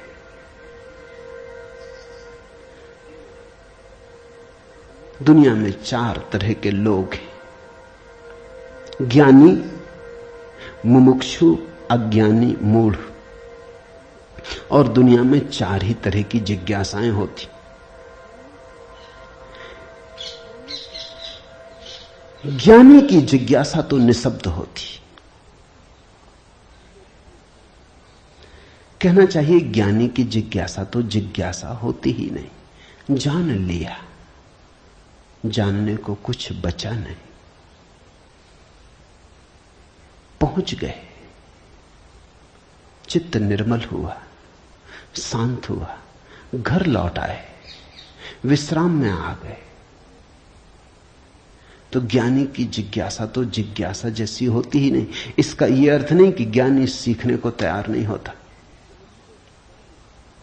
ज्ञानी तो सरल छोटे बच्चे की भांति हो जाता है, सदा तत्पर सीखने को। जितना ज्यादा तुम सीख लेते हो उतनी ही सीखने की तत्परता बढ़ जाती। जितने तुम सरल और निष्कपट होते चले जाते हो उतने ही सीखने के लिए तुम खुल जाते हो। आए हवाएं तुम्हारे द्वार खुले पाती, आए सूरज तुम्हारे द्वार पर दस्तक नहीं देनी पड़ती, आए परमात्मा तुम्हें सदा तत्पर पाता है। ज्ञानी ज्ञान को संग्रहित नहीं करता, ज्ञानी सिर्फ ज्ञान की क्षमता को उपलब्ध होता है। इस बात को ठीक से समझ लेना, क्योंकि पीछे यह काम पड़ेगी। ज्ञानी का केवल इतना ही अर्थ है कि जो जानने के लिए बिल्कुल खुला है, जिसका कोई पक्षपात नहीं, जानने के लिए जिसके पास कोई पर्दा नहीं, जिसके पास जानने के लिए कोई पूर्व नियोजित योजना ढांचा नहीं। ज्ञानी का अर्थ है ध्यानी, जो ध्यानपूर्ण है। तो देखा होगा अष्टावक्र ने गौर से जनक में झांक के, ये व्यक्ति ज्ञानी तो नहीं, ये ध्यान को तो उपलब्ध नहीं हुआ है, अन्यथा इसकी जिज्ञासा मौन होती, उसमें शब्द ना होते। बुद्ध के जीवन में उल्लेख है, एक फकीर मिलने आया, एक साधु मिलने आया, एक परिव्राजक घुमक्कड़। उसने आके बुद्ध से कहा, पूछने योग्य शब्द मेरे पास नहीं, क्या पूछना चाहता हूं उसे शब्दों में बांधने की मेरे पास कोई कुशलता नहीं। आप तो जानते ही हैं, समझ लें, जो मेरे योग को कहते हैं, ये ज्ञानी की जिज्ञासा है। बुद्ध चुप बैठे रहे, उन्होंने कुछ भी ना कहा। घड़ी भर बाद जैसे कुछ घटा, वो जो आदमी चुपचाप बैठा बुद्ध की तरफ देखता रहा था, उसकी आंख से आंसुओं की धार लग गई, चरणों में झुका, नमस्कार किया और कहा, धन्यवाद, खूब धन्यभागी हूं, जो लेने आया था आपने दिया। वो उठ के चला भी गया, उसके चेहरे पे अपूर्व आभा थी, वो नाचता हुआ गया। बुद्ध के आसपास के शिष्य बड़े हैरान हुए। आनंद ने पूछा, बनते भगवान, पहेली हो गई। पहले तो याद नहीं, कहता है कि मुझे पता नहीं कैसे पूछूं, पता नहीं किन शब्दों में पूछूं, ये भी पता नहीं क्या पूछने आया हूं। फिर आप तो जानते ही हैं सब, देख लें, मुझे जो मेरे लिए जरूरी हो कह दें। पहले तो ये आदमी ही जरा पहेली था, ये कोई ढंग हुआ पूछने का? और जब तुम्हें यही पता नहीं कि क्या पूछना, तो पूछना ही क्यों? पूछना क्या? खूब रही। फिर यही बात खत्म ना हुई, आप चुप बैठे सो चुप बैठे रह गए। आपको ऐसा कभी मौन देखा नहीं? कोई पूछता तो आप उत्तर देते। कभी कभी तो ऐसा होता कोई नहीं भी पूछता तो भी आप उत्तर देते। आपकी करुणा सदा बहती रहती। क्या हुआ अचानक कि आप चुप रह गए और आंख बंद हो गई? और फिर क्या रहस्यमय घटा कि वो आदमी रूपांतरित होने लगा। हमने उसे बदलते देखा, हमने उसे किसी और ही रंग में डूबते देखा, उसमें मस्ती आते देखी। वो नाचता हुआ गया है, आंसुओं से भरा हुआ, गदगद आह्लादित, वो चरणों में झुका, उसकी सुगंध हमें भी छुई। ये हुआ क्या? आप कुछ बोले नहीं, उसने सुना कैसे? और हम तो इतने दिनों से, वर्षों से आपके पास, हम पर आपकी कृपा कम है क्या? ये प्रसाद जो उसे दिया हमें क्यों नहीं मिलता? लेकिन ध्यान रहे, उतना ही मिलता है जितना तुम ले सकते हो। बुद्ध ने कहा, सुनो, घोड़े, आनंद से घोड़े की बात की क्योंकि आनंद छत्री था, बुद्ध का चचेरा भाई था और बचपन से ही घोड़े का बड़ा शौक था। उसे घुड़सवार था, प्रसिद्ध घुड़सवार था, प्रतियोगी था बड़ा। उसने कहा, सुन आनंद, बुद्ध ने कहा, घोड़े 4 प्रकार के होते। एक तो मारो भी तो भी टस से मस नहीं होते, रद्दी से रद्दी घोड़े, जितना मारो उतना ही हठ योगी हो जाते हैं, बिल्कुल हट बांध के खड़े हो जाते। तुम मारो तो वो जिद बना लेते हैं कि देखें कौन जीतता। फिर दूसरे तरह के घोड़े होते हैं, मारो तो चलते हैं, न मारो तो नहीं चलते, कम से कम पहले से बेहतर। फिर तीसरे तरह के घोड़े होते हैं, कोड़ा फटकारो, मारना काफी जरूरी नहीं, सिर्फ कोड़ा फटकारो, आवाज काफी, और भी कुलीन होते, दूसरे से भी बेहतर। फिर आनंद, तुझे जरूर पता होगा, ऐसे भी घोड़े होते हैं कि कोड़े की छाया देख के भागते हैं, फटकारना भी नहीं पड़ता। ये ऐसा ही घोड़ा था, छाया काफी। अष्टावक्र ने देखा होगा गौर से। जब तुम आके मुझसे कुछ पूछते हो तो तुम्हारे प्रश्न से ज्यादा महत्वपूर्ण सवाल तुम हो। कभी कभी तुम्हें भी ऐसा लगता होगा कि तुमने जो नहीं पूछा था वो मैंने उत्तर दिया है, और कभी कभी तुम्हें ऐसा भी लगता होगा कि शायद मैं टाल गया तुम्हारे प्रश्न को, बचाव कर गया, कुछ और उत्तर दे गया हूं। लेकिन सदा तुम्हारी भीतरी जरूरत ज्यादा महत्वपूर्ण। तुम क्या पूछते हो ये उतना महत्वपूर्ण नहीं, क्योंकि तुम्हें खुद ही ठीक पता नहीं तुम क्या पूछते हो, क्यों पूछते हो। उत्तर वही दिया जाता है जिसकी तुम्हें जरूरत है। तुम्हारे पूछने से कुछ तय नहीं होता। देखा होगा अष्टावक्र ने ज्ञानी तो नहीं है जनक, अज्ञानी है फिर क्या? अज्ञानी भी नहीं है, क्योंकि अज्ञानी तो अकड़ा से भरा होता है। अज्ञानी तो झुकना जानता ही नहीं। ये तो मुझ 12 साल की उम्र के लड़के के पैरों में झुक गया, साष्टांग दंडवत की। ये अज्ञानी के लिए असंभव है। अज्ञानी तो समझता है कि मैं जानता ही हूं, मुझे कौन समझाएगा। अज्ञानी अगर कभी पूछता भी है तो तुम्हें गलत सिद्ध करने को पूछता है, क्योंकि अज्ञानी तो ये मान के चलता है कि पता तो मुझे है ही, देखें इनको भी पता है या नहीं। अज्ञानी परीक्षा के लिए पूछता है।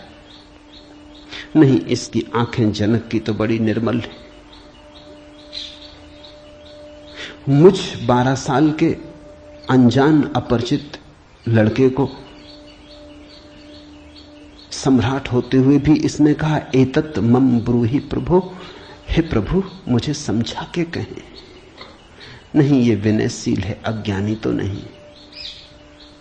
मूढ़ है क्या फिर? मूढ़ तो पूछते ही नहीं। मूढ़ों को तो पता ही नहीं कि जीवन में कोई समस्या है। मूढ़ और बुद्ध पुरुषों में एक समानता है। बुद्ध पुरुषों के लिए कोई समस्या नहीं रही, मूढ़ों के लिए अभी समस्या उठी ही नहीं। बुद्ध पुरुष समस्या के पार हो गए, मूढ़ अभी समस्या के बाहर है। मूढ़ तो इतना मूर्छित है कि उसे कहां सवाल कथम ज्ञानम, मूढ़ पूछेगा कथम मुक्ति,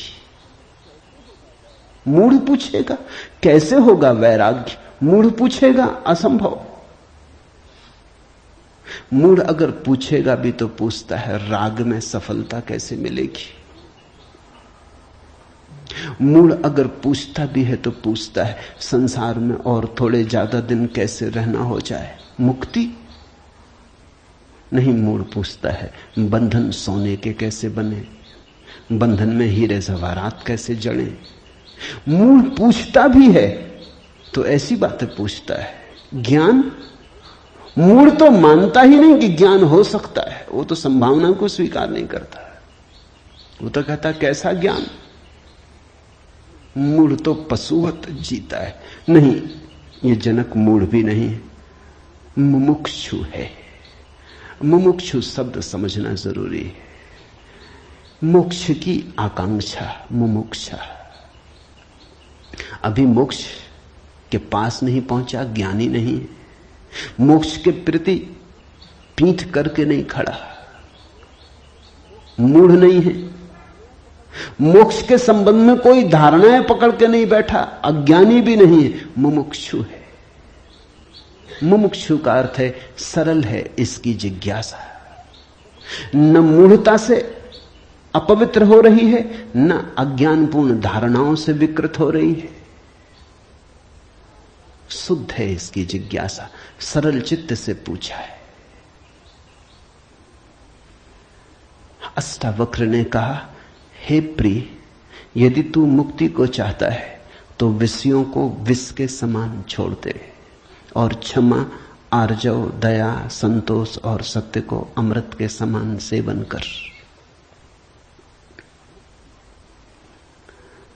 मुक्ति मिच्छसि चेतात विषयान विस्वत्यज। शब्द विषय बड़ा बहुमूल्य है, वो विष से ही बना है। विष का अर्थ होता है जिसे खाने से आदमी मर जाए। विषय का अर्थ होता है जिसे खाने से हम बार बार मरते, बार बार भोग, बार बार भोजन, बार बार महत्वाकांक्षा, ईर्ष्या, क्रोध, जलन, बार बार इन्हीं को खा खा के तो हम मरे, बार बार इन्हीं के कारण तो मरे। अब तक हमने जीवन में जीवन कहां जाना, मरने को ही जाना है। अब तक हमारा जीवन, जीवन की प्रज्वलित ज्योति कहां, मृत्यु का ही धुआं है। जन्म से लेकर मृत्यु तक हम मरते ही तो हैं, धीरे धीरे, जीते कहां, रोज रोज मरते। जिसको हम जीवन कहते हैं वो एक सतत मरने की प्रक्रिया है। अभी हमें जीवन का तो पता ही नहीं, तो हम जिएंगे कैसे? ये शरीर तो रोज क्षीण होता चला जाता है, ये बल तो रोज खोता चला जाता है, ये भोग और विषय तो रोज हमें चूसते चले जाते, जरा जीर्ण करते चले जाते। ये विषय और कामनाएं तो छेदों की तरह, इनसे हमारी ऊर्जा और आत्मा रोज बहती चली जाती, आखिर में घड़ा खाली हो जाता, उसको हम मृत्यु कहते। तुमने कभी देखा, अगर छिद्र वाले घड़े को कुएं में डालो तो जब तक घड़ा पानी में डूबा होता है भरा मालूम पड़ता है। उठाओ पानी के ऊपर, खींचो रस्सी, बस खाली होना शुरू हुआ। जोर का शोरगुल होता है, उसी को तुम जीवन कहते हो। जलधारें गिरने लगती, उसी को तुम जीवन कहते हो। और घड़ा जैसे जैसे पास आता है, हाथ के खाली होता चला जाता। जब हाथ में आता है तो खाली घड़ा, जल की एक बूंद भी नहीं। ऐसा ही हमारा जीवन है। बच्चा पैदा नहीं हुआ, भरा मालूम होता है। पैदा हुआ कि खाली होना शुरू हुआ। जन्म का पहला दिन मृत्यु का पहला दिन है, खाली होने लगा। एक दिन मरा, 2 दिन मरा, 3 दिन मरा।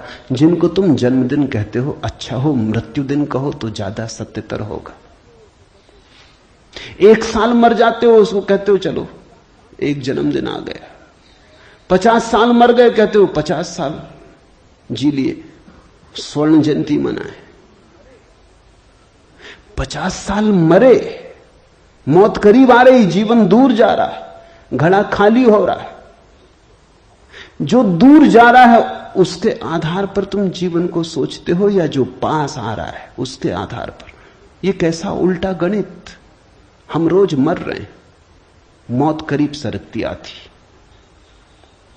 अष्टावक्र कहते हैं विषय हैं विषवत, क्योंकि उन्हें खा खा के हम सिर्फ मरते हैं, उनसे कभी जीवन तो मिलता नहीं। यदि तू मुक्ति चाहता है हे तात, हे प्रिय, तो विषयों को विष के समान छोड़ दे और क्षमा, आर्जव, दया, संतोष और सत्य को अमृत के समान सेवन कर। अमृत का अर्थ होता है जिससे जीवन मिले, जिससे अमृतत्व मिले, जिससे उसका पता चले जो फिर कभी नहीं मरेगा। तो क्षमा, क्रोध विष है, क्षमा अमृत है।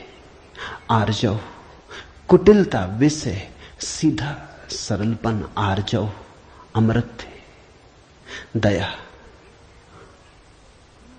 कठोरता, क्रूरता विष है, दया, करुणा अमृत है। संतोष, असंतोष का कीड़ा खाए चला जाता। असंतोष का कीड़ा हृदय में कैंसर की तरह फैलता चला जाता है, विष को फैलाए चले जाता है। संतोष जो है उससे तृप्ति, जो नहीं है उसकी आकांक्षा नहीं। जो है वो काफी से ज्यादा है, वो है ही काफी से ज्यादा। आंख खोलो जरा देखो, संतोष कोई थोपना नहीं है ऊपर जीवन को। जरा गौर से देखो, तुम्हें जो मिला है वो तुम्हारी जरूरत से सदा ज्यादा है। तुम्हें जो चाहिए वो मिलता ही रहा है। तुमने जो चाहा है वो सदा मिल गया है। तुमने दुख चाहा है तो दुख मिल गया है, तुमने सुख चाहा है तो सुख मिल गया है।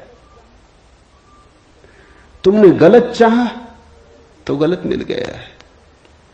तुम्हारी चाह ने तुम्हारे जीवन को रचा है। चाह बीज है, फिर जीवन उसकी फसल है। जन्मों जन्मों में जो तुम चाहते रहे हो वही तुम्हें मिलता रहा है।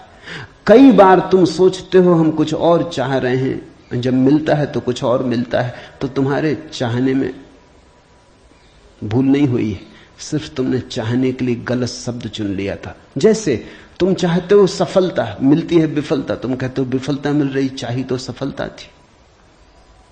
लेकिन जिसने सफलता चाही उसने विफलता को स्वीकार कर ही लिया। वो विफलता से भीतर डर ही गया है।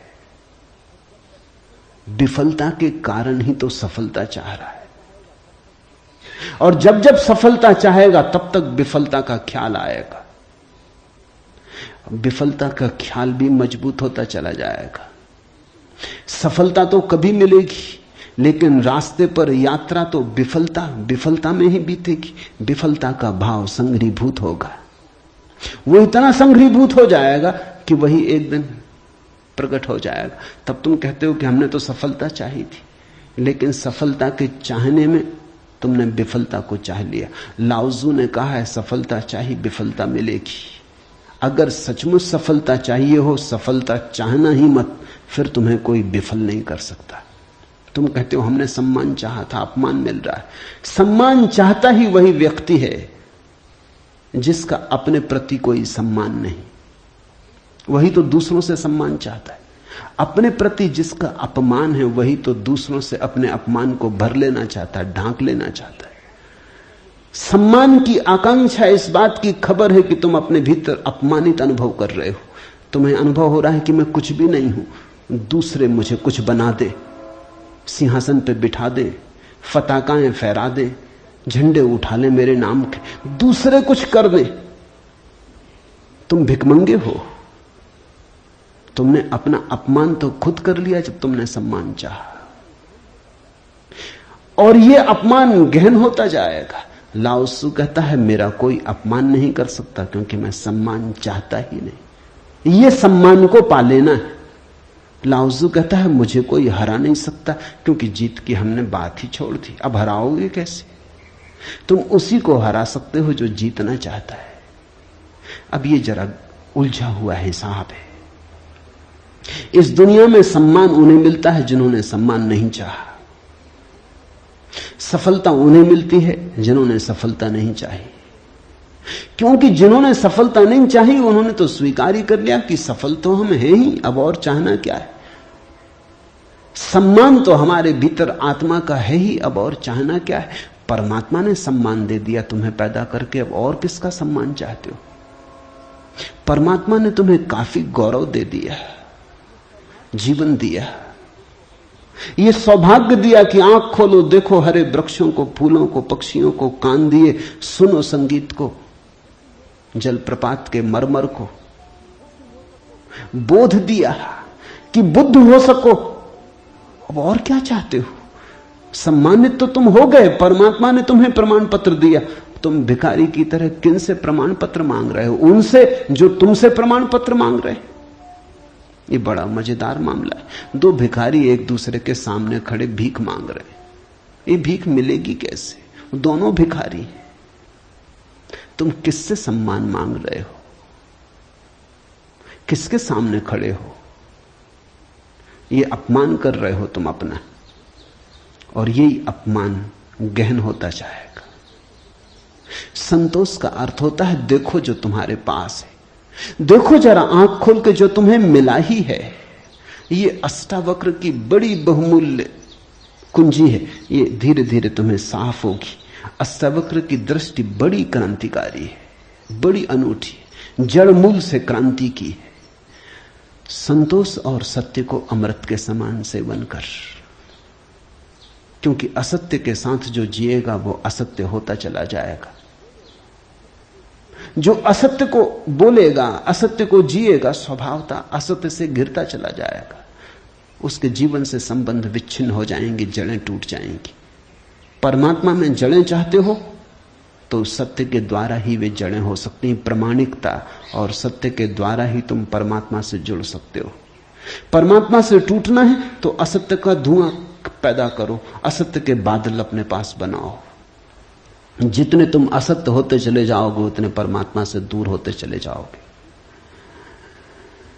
तू न पृथ्वी है, न जल है, न वायु है, न आकाश है। मुक्ति के लिए आत्मा को, अपने को, इन सब का साक्षी चैतन्य जान। सीधी सीधी बातें, भूमिका भी नहीं। अभी 2 वचन नहीं बोले अष्टावक्र ने कि ध्यान आ गया, कि समाधि की बात आ गई। जानने वाले के पास समाधि के अतिरिक्त और कुछ जताने को है भी नहीं। वो 2 वचन भी बोले, क्योंकि एकदम से अगर समाधि की बात होगी तो शायद तुम चौंक ही जाओगे, समझ ही ना पाओगे। मगर 2 वचन और सीधी समाधि की बात आ गई। अष्टावक्र 7 कदम भी नहीं चलते, बुद्ध तो 7 कदम चले, 8वें कदम पे समाधि। अष्टावक्र तो पहला कदम ही समाधि का उठाते। तू न पृथ्वी है, न जल, न वायु, न आकाश। ऐसी प्रतीति में अपने को थिर कर। मुक्ति के लिए आत्मा को, अपने को, इन सब का साक्षी चैतन्य जान। साक्षी सूत्र है, इससे महत्वपूर्ण सूत्र और कोई भी नहीं। देखने वाले बनो, जो हो रहा है उसे होने दो, उसमें बाधा डालने की जरूरत नहीं। ये देह तो जल है, मिट्टी है, अग्नि है, आकाश है। तुम इसके भीतर तो वो दिए हो जिसमें ये सब जल, अग्नि, मिट्टी, आकाश, वायु प्रकाशित हो रही। तुम दृष्टा हो। इस बात को गहन करो। साक्षिणाम चिद्रूपम आत्मानम विद्धि। ये इस जगत में सर्वाधिक बहुमूल्य सूत्र है। साक्षी बनो। इसी से होगा ज्ञान, इसी से होगा वैराग्य, इसी से होगी मुक्ति। प्रश्न 3 थे, उत्तर 1 है।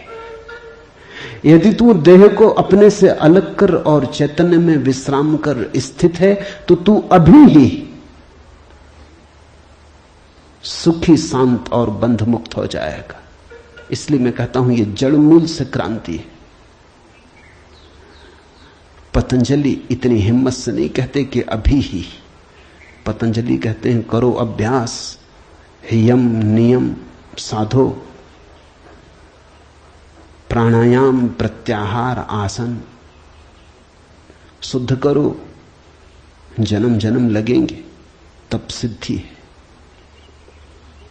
महावीर कहते हैं 5 महाव्रत, और तब जन्म जन्म लगेंगे, तब होगी निर्जरा, तब कटेगा जाल कर्मों का। सुनो अष्टावक्र को। यदि देहम पृथकृत्य चित्ति विश्राम्य तिष्ठसि अधुनैव सुखी शांतो बंध मुक्तो भविष्यसि। अधुनैव, अभी, यहीं, इसी क्षण। यदि तू देह को अपने से अलग कर और चैतन्य में विश्राम कर स्थित है, अगर तूने एक बात देखनी शुरू कर दी कि देह मैं नहीं हूं, मैं करता और भोगता नहीं हूं, ये जो देखने वाला मेरे भीतर छिपा है, जो सब देखता है। बचपन था कभी तो बचपन देखा, फिर जवानी आई तो जवानी देखी, फिर बुढ़ापा आया तो बुढ़ापा देखा। बचपन नहीं रहा तो मैं बचपन तो नहीं हो सकता। आया और गया, मैं तो हूं। जवानी नहीं रही तो मैं जवानी तो नहीं हो सकता। आई और गई, मैं तो हूं।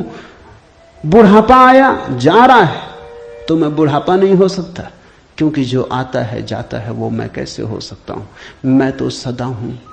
जिस पे बचपन आया, जिस पे जवानी आई, जिस पे बुढ़ापा आया, जिस पे 1000 चीजें आई और गईं, मैं वही शाश्वत हूं।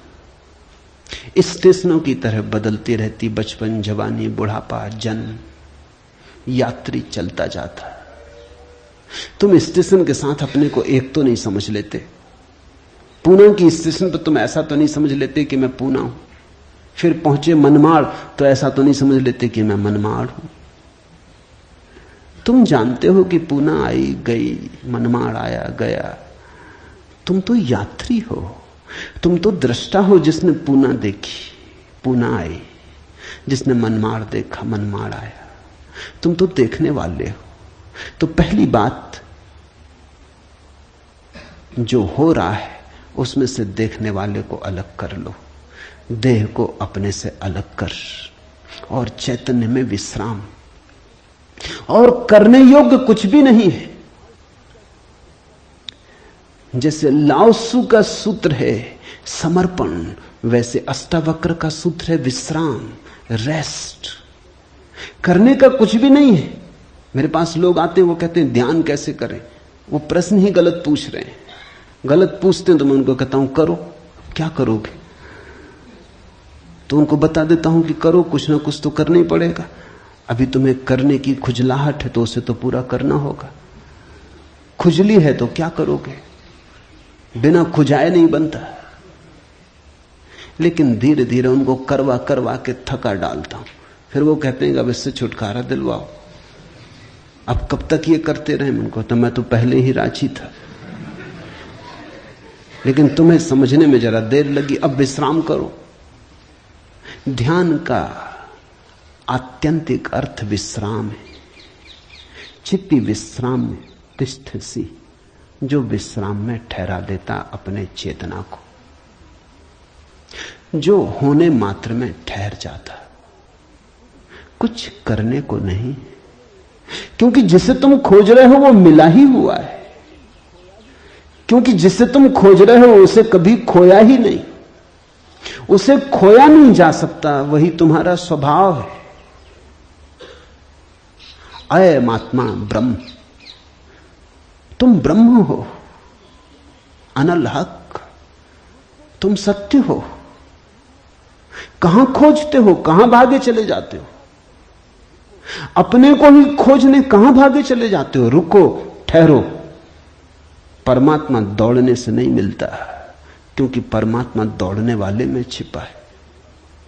परमात्मा कुछ करने से नहीं मिलता, क्योंकि परमात्मा करने वाले में छिपा है। परमात्मा के होने के लिए कुछ करने की जरूरत ही नहीं, तुम हो ही। इसलिए अष्टावक्र कहते हैं चित्ती विश्राम में विश्राम करो, ढीले छोड़ो अपने को, ये तनाव छोड़ो। कहां जाते? कहीं जाने को नहीं, कहीं पहुंचने को नहीं।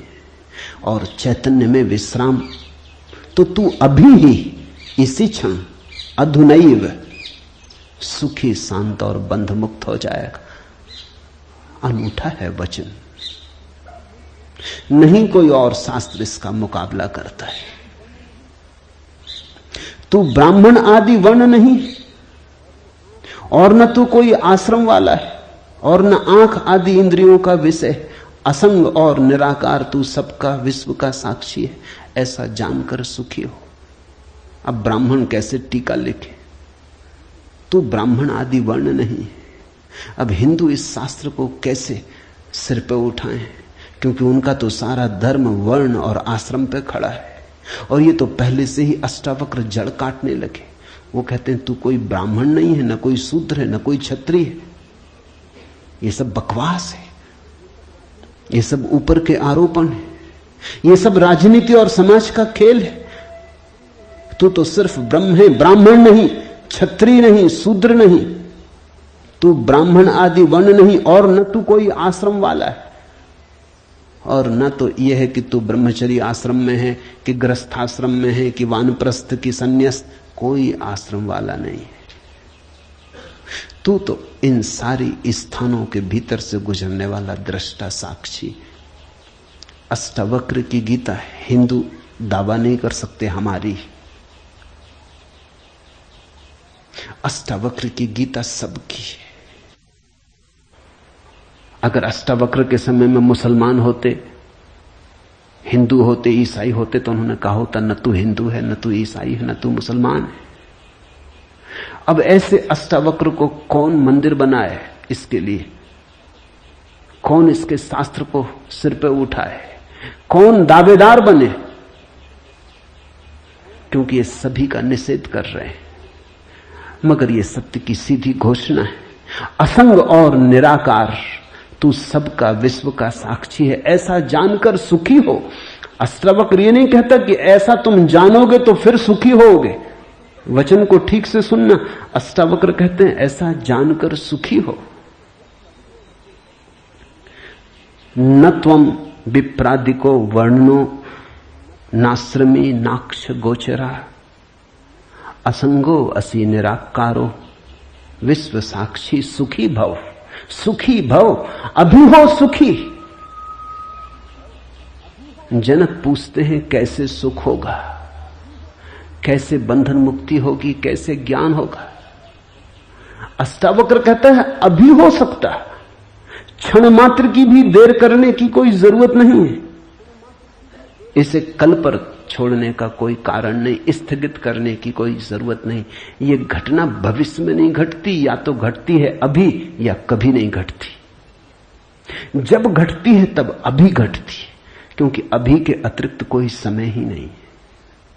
भविष्य कहां है? जब आता है तब अभी की तरह आता है। तो जो भी ज्ञान को उत्पन्न हुए हैं अभी उत्पन्न हुए हैं। कभी पर मत छोड़ना, वो मन की चालाकी है। मन कहता है इतने जल्दी कैसे हो सकता है, तैयारी तो कर ले। मेरे पास लोग आते हैं, वो कहते हैं संन्यास लेना, लेंगे कभी, कभी कभी ना लोगे। कभी पर टाला तो सदा के लिए टाला, कभी आता ही नहीं। लेना हो तो अभी, अभी के अतिरिक्त कोई समय ही नहीं है। अभी है जीवन, अभी है मुक्ति, अभी है अज्ञान, अभी है ज्ञान, अभी है निद्रा, अभी हो सकता जागरण। कभी क्यों? कठिन होता मन को, क्योंकि मन कहता है तैयारी तो करने दो। मन कहता है कोई भी काम तैयारी के बिना कैसे घटता। आदमी को विश्वविद्यालय से प्रमाण पत्र लेना है तो वर्षों लगते, डॉक्टरेट करनी है तो 20-25 साल लग जाते, मेहनत करते करते फिर आदमी आके डॉक्टर हो पाता। अभी कैसे हो सकते? अष्टावक्र भी जानते, दुकान करनी हो तो अभी थोड़ी खुल जाएगी। इकट्ठा करना पड़े, आयोजन करना पड़े, सामान लाना पड़े, दुकान बनानी पड़े, ग्राहक खोजने पड़े, विज्ञापन भेजना पड़े, वर्षों लगते हैं।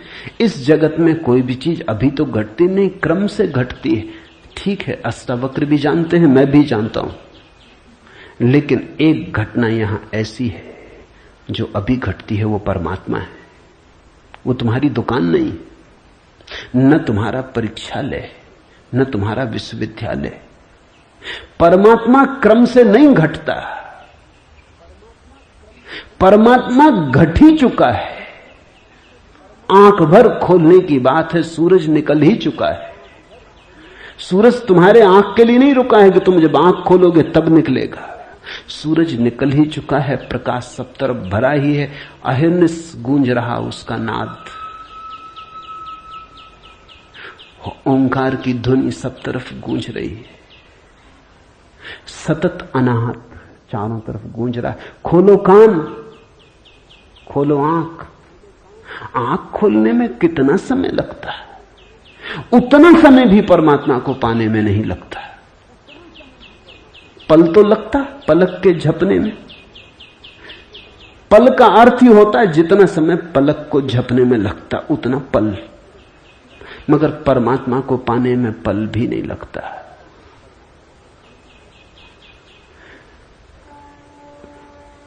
विश्व साक्षी असंगो वसी निराकारो सुखी भव।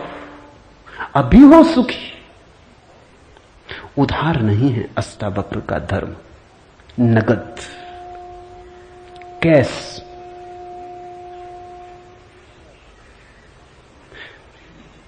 हे व्यापक, धर्म और अधर्म, सुख और दुख मन के। धर्म और अधर्म, सुख और दुख मन के, तेरे लिए नहीं। तू न करता है न भोगता है, तू तो सर्वदा मुक्ति ही है। मुक्ति हमारा स्वभाव है, ज्ञान हमारा स्वभाव है, परमात्मा हमारा होने का ढंग है, हमारा केंद्र है, हमारे जीवन की श्वास है, हमारा होना है। धर्मो अधर्मो सुखम दुखम मान सानी नते विभो। अष्टावक्र कहते हैं, हे व्यापक, हे विभावान, हे विभूति संपन्न, धर्म और अधर्म, सुख और दुख मन के, ये सब मन की ही तरंगे।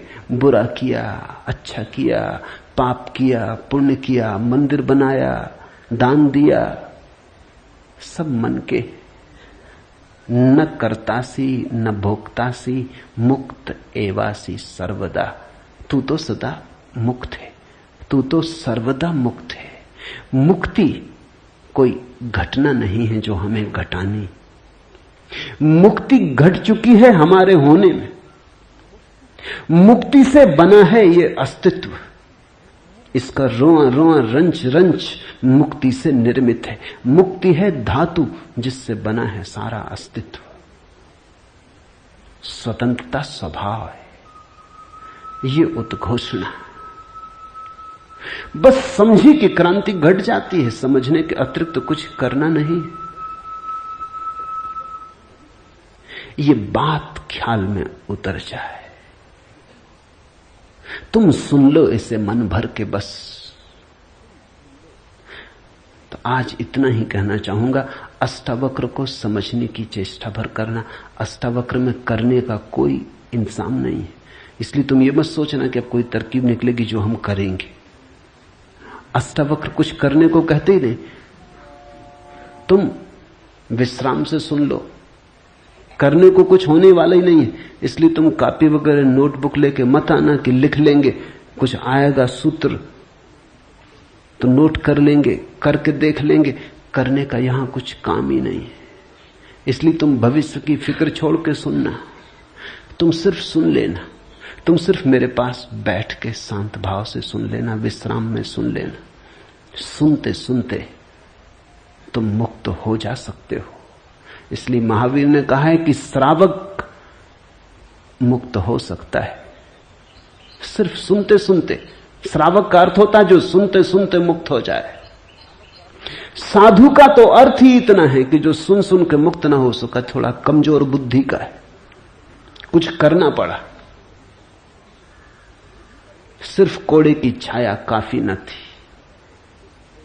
घोड़ा जरा कुजात है, कोड़ा फटकारा तब थोड़ा चला, या मारा तो थोड़ा चला। छाया काफी है, तुम सुन लेना, कोड़े की छाया दिखाई पड़ जाएगी। तो अष्टावक्र के साथ एक बात स्मरण रखना, कुछ करने को नहीं है, इसलिए तुम आनंद भाव से सुन सकते हो। इसमें से कुछ निकालना नहीं है कि फिर करके देखेंगे। जो घटेगा वो सुनने में घटेगा। सम्यक श्रवण सूत्र है। अधुनैव सुखी शांतो बंध मुक्तो भविष्यसि। अभी हो जा मुक्त, इसी क्षण हो जा मुक्त। कोई रोक नहीं रहा, कोई बाधा नहीं, हिलने की भी जरूरत नहीं है। जहां है वहीं हो जा मुक्त, क्योंकि मुक्त तू है ही। जाग और हो जा मुक्त।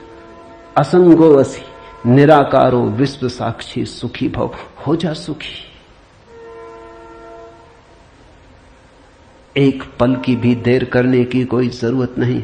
छलांग है, क्वांटम छलांग। सीढ़ियां नहीं है अष्टावक्र में, क्रमिक विकास नहीं है, सडन इसी क्षण हो सकता है। हरिओम तत्सत। आज इतना ही।